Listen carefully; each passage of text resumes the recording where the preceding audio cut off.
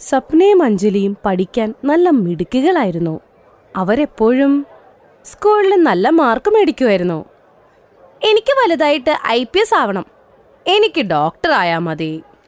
ഈ രണ്ട് സഹോദരികൾക്ക് പഠിക്കാൻ ഇഷ്ടമായിരുന്നു. പക്ഷെ അവരെ സപ്പോർട്ട് ചെയ്യാനായിട്ട് വീട്ടിലാകെ അവരുടെ അമ്മ മാത്രമേ ഉണ്ടായിരുന്നുള്ളൂ. അതെ മക്കളെ, നിങ്ങൾ നന്നായിട്ട് പഠിക്കട്ടോ. എന്തായാലും നിങ്ങളുടെ സ്വപ്നം ഒരു ദിവസം സാധിക്കും. അത് വിട് സുനിതേ, അവർക്കെന്തിനാ ഈ ആവശ്യമില്ലാത്ത സ്വപ്നങ്ങളൊക്കെ നൽകുന്നത്?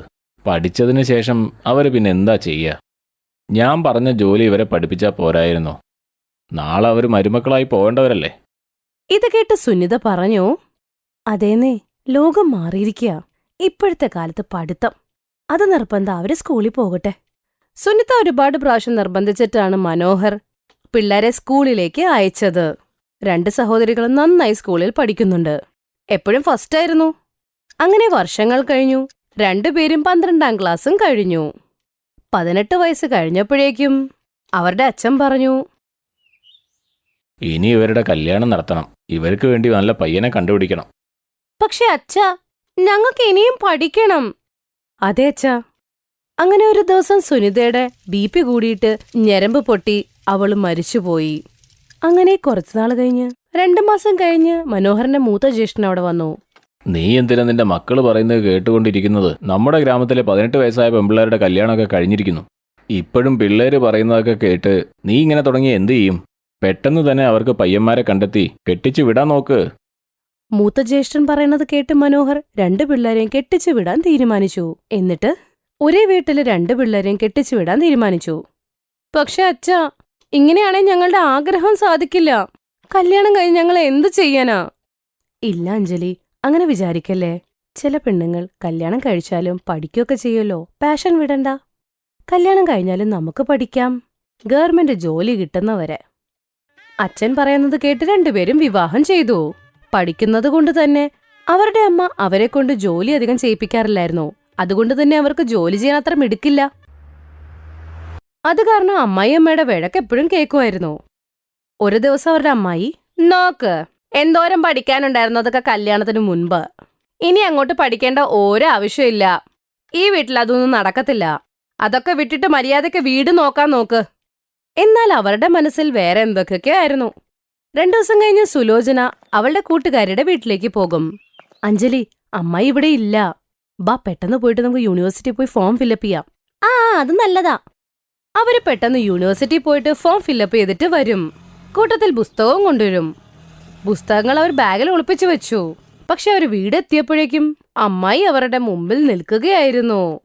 2 പേരും എവിടെ പോയതാ? അത് അമ്മായി, ഞങ്ങൾ കുറച്ച് സാധനം വാങ്ങിക്കാൻ മാർക്കറ്റിൽ പോയതായിരുന്നു. എന്ത് സാധനാ? കാണിച്ചേ അങ്ങോട്ട്. അപ്പോഴേക്കും പെട്ടെന്ന് അയൽപക്കത്തെ ചേച്ചി ഭജനയ്ക്ക് വിളിപ്പിക്കോരെ. സുലോചന അവരുടെ കൂടെ അങ്ങ് പോകും. അതുകൊണ്ട് ഇവര് രക്ഷപ്പെട്ടു. അവർ 2 പേരുടെ ഭർത്താവ് ജോലി കാരണം എപ്പോഴും പുറത്തായിരുന്നു. അതുകൊണ്ട് തന്നെ അവരവരുടെ മുറിയിലിരുന്ന് അവർക്ക് പഠിക്കാൻ അവസരമുണ്ടായിരുന്നു. 2 പേരും രാവില്ല പകലില്ലാതെ കഷ്ടപ്പെട്ടു. അപ്പുറത്താണെങ്കിൽ മനോഹർ കല്യാണം നടത്താനായിട്ട് ഒരുപാട് കടം മേടിച്ചു കൂട്ടിയിരുന്നു. അത് തിരിച്ചടയ്ക്കാൻ പറ്റാത്തതുകൊണ്ട് തന്നെ ആ ഭൂമി അവന്റെ കൈനങ്ങ് പോയി. അങ്ങനെ അവനെ വീട്ടിൽ നിന്ന് പറഞ്ഞു വിട്ടു. പെൺമക്കളെ വളർത്തി വലുതാക്കാൻ വേണ്ടി ഞാൻ എൻ്റെ എല്ലാ സമ്പാദ്യം കളഞ്ഞു. അവിടെയാണെങ്കിൽ 2 സഹോദരികളും കഷ്ടപ്പെട്ട് പഠിക്കുകയായിരുന്നു. കുറച്ചു കഴിഞ്ഞപ്പോ 2 പേരും ഒരുമിച്ചാണ് ഗർഭിണിയായത്. അങ്ങനെ ഒരു ദിവസം അവരുടെ അഡ്മിറ്റ് കാർഡ് വീട്ടിൽ വന്നപ്പോ ആ പോസ്റ്റുകാരൻ കാർഡ് അവരുടെ അമ്മായിക്ക് കൊടുത്തിട്ട് പോയി. ഓഹോ, ഇവര് 2 പേരും പഠിക്കാനാണല്ലേ ഇവിടെ ഇരിക്കുന്നത്. എന്റെ മക്കൾക്ക് ഇത് വല്ലത് അറിയാമോ? അവരോട് പറഞ്ഞിട്ടേ ഉള്ളൂ കാര്യങ്ങള്. വൈകുന്നേരമായപ്പോ സുലോചന പിള്ളേരോട് ഈ കാര്യം പറയും. ഇത്ര വലിയ ആളായോ നീ പഠിക്കാനായിട്ട്? പഠിച്ചിട്ടെന്ത് ജോലി ചെയ്യാൻ പോവാണോ? ഞങ്ങൾക്ക് പഠിച്ച് സർക്കാർ ജോലി കിട്ടണമെന്നാ. നിങ്ങൾക്ക് 2 പേർക്കും വട്ടായോ? സർക്കാർ ജോലി അങ്ങോട്ട് പോയാ അവിടെ നിന്ന് തരാനായിട്ട് ഇത് സാധനമൊന്നും അല്ല. അതിന് എത്ര രൂപ മുടക്കണമെന്ന് വല്ല പിടിയുണ്ടോ നിങ്ങൾക്ക്? സർക്കാർ ജോലി ചെയ്യാൻ വന്നേക്കണ 2. അവരുടെ ഭർത്താക്കന്മാർ അവരെ ഒരുപാട് ഉപദ്രവിച്ച് വീട്ടിൽ നിന്ന് പുറത്താക്കും. അവരവരുടെ അഡ്മിറ്റ് കാർഡ്, സാധനങ്ങൾ ഒക്കെയായിട്ട് തിരിച്ച് വീട്ടിലേക്ക് പോകും. ഇനി നമ്മൾ എന്ത് ചെയ്യും അഞ്ജലി? ഇനി പഠിക്കാതെ വേറെ ഒരു കാര്യവും നടക്കില്ല. നമുക്ക് നമ്മൾ ആഗ്രഹിച്ചതിനി സാധിച്ചെടുത്തേ പറ്റുള്ളൂ. അങ്ങനെ അവർ ഫുട്പാത്തിൽ അവരുടെ സാരി വെച്ച് ഒരു ചെറിയ ടെന്റ് കെട്ടും. എന്നിട്ട് അവിടെ ഇരുന്ന് പഠിക്കും. രാവിലെയൊക്കെ അവർ ഭിക്ഷ തെണ്ടുമായിരുന്നു. വൈകിട്ടാവുമ്പോൾ സ്ട്രീറ്റ് ലൈറ്റിലിരുന്ന് കുത്തിയിരുന്ന് പഠിക്കും. അങ്ങനെ കുറെ നാൾ കഴിഞ്ഞു. വെള്ളം കുടിച്ച് വയറ് നിറയ്ക്കുന്നതായിരുന്നു അവരുടെ ശീലം. പക്ഷെ പഠിത്തം വിട്ടില്ല. അങ്ങനെ അവരുടെ ഫസ്റ്റ് സെമസ്റ്റർ എക്സാം ആയി. അതിൽ 2 പേരും ടോപ്പറായിരുന്നു. കോളേജിലെ പ്രിൻസിപ്പൽക്ക് അവരുടെ കഥയൊക്കെ മനസ്സിലായി. അവര് 2 പേരോട് പറഞ്ഞു, ഇന്നു മുതൽ നിങ്ങൾ 2 പേരും കോളേജ് ഹോസ്റ്റലിലായിരിക്കും. 2 പേരും നന്നായി പരിശ്രമിക്കണം. എനിക്ക് നിങ്ങൾ 2 പേരും ഉയരങ്ങളിലെത്തുന്നത് കാണണം. സത്യമാണ് പ്രിൻസിപ്പൽ സർ, ഒരുപാട് നന്ദിയുണ്ട്. അങ്ങനെ അവര് ഹോസ്റ്റലിൽ താമസിക്കാൻ തുടങ്ങി. അവിടെയുള്ള ചെറിയ ചെറിയ ജോലികൾ ചെയ്യുന്നു. അതുകൊണ്ട് അവർക്ക് 2 നേരത്തെ ഭക്ഷണവും കിട്ടി. കുറച്ചുനാൾ കഴിഞ്ഞപ്പോ 2 പേരും പ്രസവിച്ചു. അഞ്ജലിക്ക് ആൺകുട്ടിയും സപ്നയ്ക്ക് പെൺകുട്ടിയായിരുന്നു. 2 പേരും പിള്ളേരെ നന്നായി നോക്കുകയും ചെയ്തു, പഠിക്കുകയും ചെയ്തു കൂട്ടത്തിൽ. അങ്ങനെ അവര് കോളേജ് പാസ്സായി. ഇനി അവരുടെ ചെറുപ്പകാലത്തെ സ്വപ്നം അതാണ് സാധിക്കേണ്ടത്. അഞ്ജലി ഡോക്ടറിന്റെയും സപ്ന IPSന്റെ എൻട്രൻസ് എക്സാം എഴുതി. അവര് 2 പേരും സെലക്ടായി. കോളേജിന്റെ പഠിത്തം തീർന്നപ്പോ അവർക്ക് ഹോസ്റ്റലിൽ നിന്നും ഇറങ്ങേണ്ടി വന്നു. ഒരു പ്രാവശ്യം കൂടെ ഫുട്പാത്തിൽ വരേണ്ടി വന്നു. അങ്ങനെ കുറച്ച് പിള്ളേർക്ക് കോച്ചിങ് ഒക്കെ കൊടുത്തു. അതിന്റെ കൂട്ടത്തിൽ അവർ പഠിക്കുകയും ചെയ്തു. ട്യൂഷനിൽ നിന്ന് കിട്ടിയ പൈസ കൊണ്ട് പിള്ളേരെ നോക്കാൻ തുടങ്ങി. അതിന്റെ കൂട്ടത്തിൽ അവരുടെ പഠിത്തത്തിന്റെയും. കുറച്ച് കഴിഞ്ഞ് അവർ എക്സാം ഒക്കെ എഴുതി. അവരാഗ്രഹിച്ച ജോലി കിട്ടി. 2 പേർക്ക് സർക്കാർ ജോലി കിട്ടി. അഞ്ജലി ഡോക്ടറായി, സപ്ന IPS ആയി. അങ്ങനെ നമ്മൾ ആഗ്രഹിച്ച സ്വപ്നം സാധിച്ചല്ലേ? ഇതൊന്നും നടത്തിക്കിട്ടാൻ നമ്മൾ എന്തോരം കഷ്ടപ്പെട്ടു. ദൈവമേ, ഒരുപാട് നന്ദിയുണ്ട്. അങ്ങനെ അവരുടെ ഭർത്താവിന്റെ ഫാക്ടറിയിൽ തീപിടിച്ചു. അവരുടെ ജോലിയും നഷ്ടപ്പെട്ടു. ഉണ്ടായിരുന്ന വീട് കടക്കാരെടുത്തു. അവര് വഴിയോരത്തായി. ഒരു ദിവസം 2 പേരും കൂടെ അന്നദാനം നടത്താൻ തീരുമാനിച്ചു. ഇതറിഞ്ഞ പാവപ്പെട്ടവരെല്ലാരും അന്നദാനം കഴിക്കാൻ അവിടേക്ക് വന്നു. അവിടെ അവരുടെ അച്ഛൻ മനോഹർ, ഭർത്താക്കന്മാരും അമ്മായിയും വന്നു. അവര് 2 പേരും രക്ഷപ്പെട്ടു നിൽക്കണ കണ്ട് അവര് ഞെട്ടിപ്പോയി. ഞങ്ങളോട് ക്ഷമിക്കും മക്കളെ, ഞങ്ങൾ ചെയ്ത തെറ്റിന് ഞങ്ങൾക്ക് ശിക്ഷ കിട്ടി. ഞങ്ങളുടെ മക്കളോട് അവർക്ക് മാപ്പ് കൊടുക്കൂ അഞ്ജലി. അതേ സ്വപ്ന, ഞങ്ങൾക്ക് മാപ്പ് തരൂ. അല്ല അച്ഛൻ എന്താ ഇതിങ്ങനെ പറ്റിയേ? മനോഹർ എല്ലാ കാര്യങ്ങളും അവരോട് പറഞ്ഞു. ഇവരുടെയൊക്കെ വിഷമങ്ങളും സങ്കടങ്ങളും കേട്ട് അവർ 2 പേർക്കും സങ്കടം വന്ന് അവരോട് അങ്ങ് ക്ഷമിച്ചു. അവര് സർക്കാർ ജോലിയുള്ള 2 മരുമക്കളും സന്തോഷത്തോടെ ജോലി ചെയ്തു. അവരുടെ അമ്മായി 2 പിള്ളേരെ നന്നായി നോക്കി.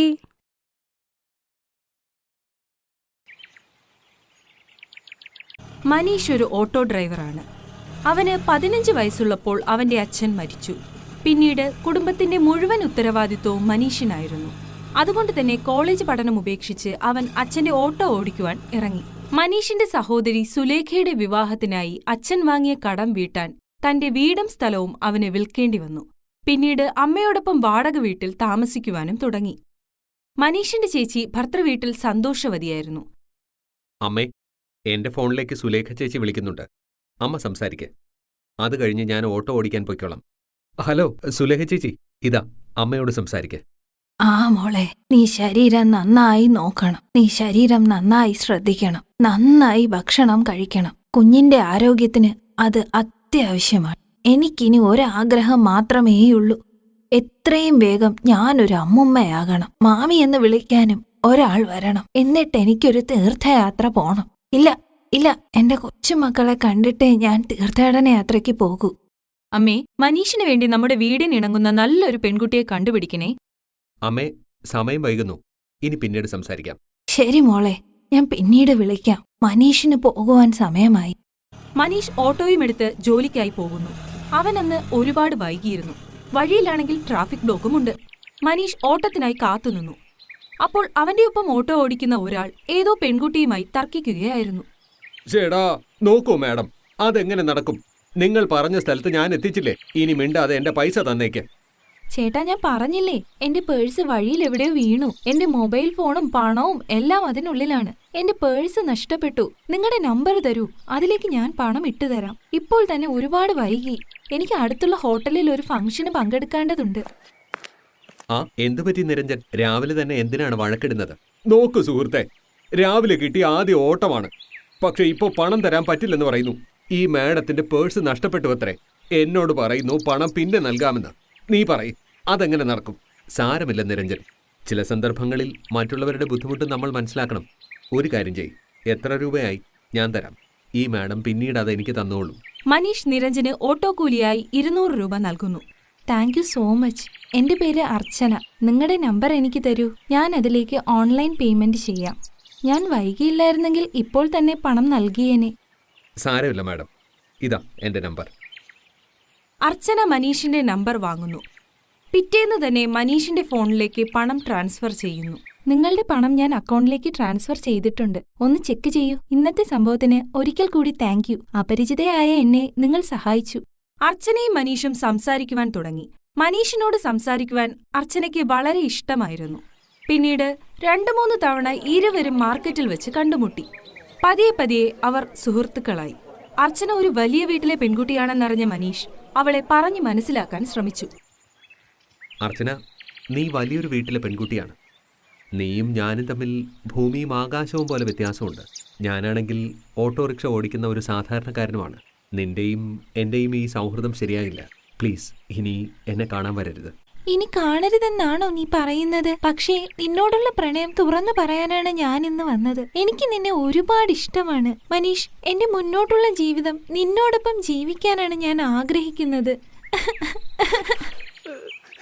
ഇത് പറഞ്ഞ് അർച്ചന വിതുമ്പി കരയുന്നു. മനീഷ് അവളെ തന്നോട് ചേർത്ത് പിടിക്കുന്നു. അർച്ചന അവളുടെ മാതാപിതാക്കളോട് ഇക്കാര്യം സംസാരിക്കുന്നു. മനീഷുമായുള്ള വിവാഹത്തിന് നിർബന്ധപൂർവ്വം അവരുടെ സമ്മതം വാങ്ങിയെടുക്കുന്നു. ഇവിടെ മനീഷും അവന്റെ അമ്മയോടും പെങ്ങളോടും ഇതിനെക്കുറിച്ച് സംസാരിക്കുന്നു. അങ്ങനെ ഒരു ശുഭമുഹൂർത്തത്തിൽ ഇരുവരും വിവാഹിതരാകുന്നു. അർച്ചനയുടെ സ്വഭാവം വളരെ നല്ലതായിരുന്നു. അവളുടെ ഭർതൃഗൃഹം പാവപ്പെട്ട കുടുംബമാണെന്നത് അവൾക്കൊരു പ്രശ്നമേ അല്ലായിരുന്നു. അതിലവൾ ഒരു പരാതിയും പറഞ്ഞില്ല.